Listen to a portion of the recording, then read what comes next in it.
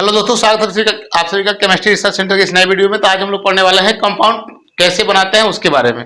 और आज जो हम लोग जानेंगे यौगिक का निर्माण जो है किस प्रकार से कर सकते हैं हम लोग, और उसका नाम कैसे पहचान सकते हैं, सबसे सरल तरीका से हम लोग समझेंगे। इसके पहले हम लोग अध्ययन किए हैं जैसे कि धनायन क्या होता है और ऋणायन क्या होता है। तो हम सभी उसमें पढ़ चुके हैं कि जब किसी भी तत्व के जो संयोजी इलेक्ट्रॉन होते हैं वो 4 से जब कम होते हैं तो कोई भी तत्व है वो अपना इलेक्ट्रॉन दूसरे तत्वों को देता है, और जब 4 से ज्यादा होता है तो दूसरे से लेता है। तो देखिए यहाँ पे हम समझ सकते हैं, यहाँ पे जैसे कि हाइड्रोजन जो होता है, अब हम लोग यहाँ अध्ययन करेंगे कि कितने धनायन होते हैं और कितने ऋणायन होते हैं। तो देखिए यहाँ पे जैसे हाइड्रोजन है, तो हाइड्रोजन जो होता है यह 1 इलेक्ट्रॉनों का त्याग करता है, इसलिए इस पर जो है +1 चार्ज होगा और इसका नाम होता है हाइड्रोजन आयन। Li+1 जो होता है इसका नाम होता है लिथियम आयन। B+2 का नाम होता है ब्रिलियम आयन। B+3 का नाम होता है बोरॉन आयन। Na+1 का नाम होता है sodium ion. Mg+2 magnesium ion. Al+3 aluminium ion. K+1 potassium ion. और Ca+2 का नाम क्या है? Calcium ion. और Zn+2 का नाम क्या है? Zinc ion. इस प्रकार से तो प्लस वाले का नाम है धनायन का नाम है, इसको हम लोग कहते हैं क्या? केटायन।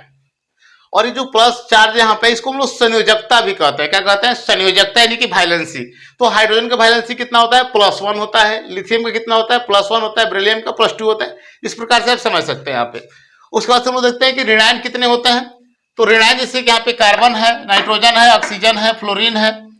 तो कार्बन जो होता है इस पर -4 यहाँ पे हम लोग चार्ज लिखे हैं, इसका नाम होता है कार्बाइड आयन। क्या होता है? Carbide ion. N-3 का नाम नाइट्राइड आयन। O-2 का नाम ऑक्साइड आयन। F-1 का नाम फ्लोराइड आयन। Si-4 का नाम सिलिकाइड आयन। इस प्रकार से P-3 का नाम फॉस्फाइड आयन। S-2 क्या है? Sulphide ion. और Cl-1 का नाम क्लोराइड आयन। और Br-1 ब्रोमाइड आयन। और I-1 आयोडाइड आयन। इसको जो है जैसे आप देख सकते हैं यहाँ पे टोटल इसकी संख्या कितनी है, तो यहाँ पे 10 है, देख सकते हैं यहाँ पे 1 है, 2 है, 3, 4, 5, 6 और क्या 7, 8, 9 और कितना 10। यहाँ पे देख सकते हैं आप केटायन की संख्या कितनी है? 10 है।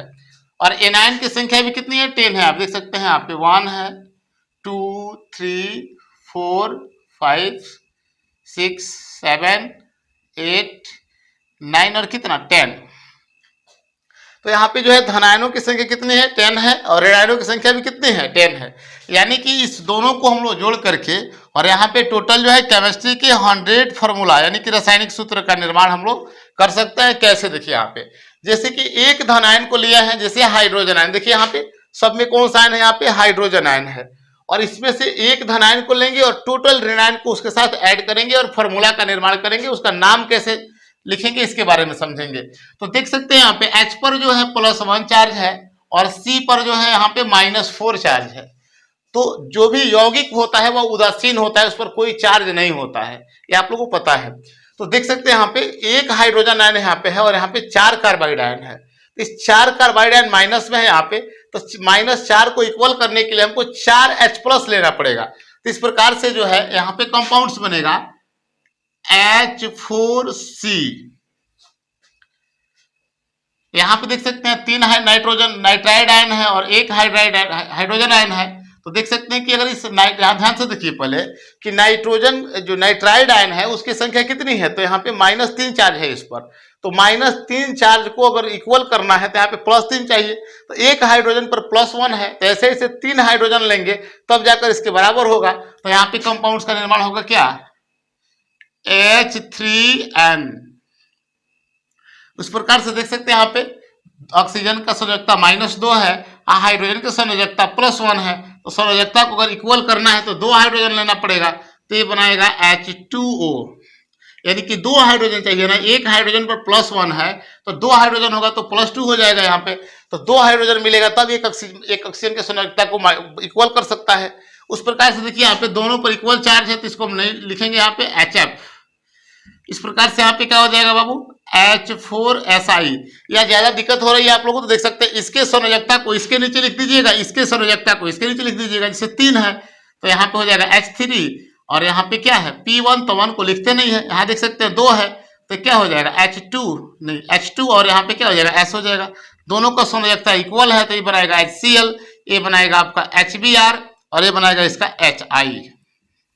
अब देखिए इसका नाम बहुत सिंपल तरीका से हम लोग बता सकते हैं, जैसे कि देखो आप लोगों को पता है H का नाम क्या होता है हाइड्रोजन और C का नाम होता है कार्बाइड, तो यहाँ पे नाम हो जाएगा हाइड्रोजन कार्बाइड, इसका नाम हो जाएगा हाइड्रोजन नाइट्राइड, इसका नाम हाइड्रोजन ऑक्साइड, इसका हाइड्रोजन फ्लोराइड, इसका हाइड्रोजन सिलिकाइड, इसका हाइड्रोजन फॉस्फाइड और इसका hydrogen sulphide, hydrogen chloride, hydrogen bromide और हाइड्रोजन आयोडाइड। बिल्कुल सिंपल तरीके से इसके नाम आप लोग समझ सकते हैं, उस प्रकार से देख सकते हैं यहाँ पे।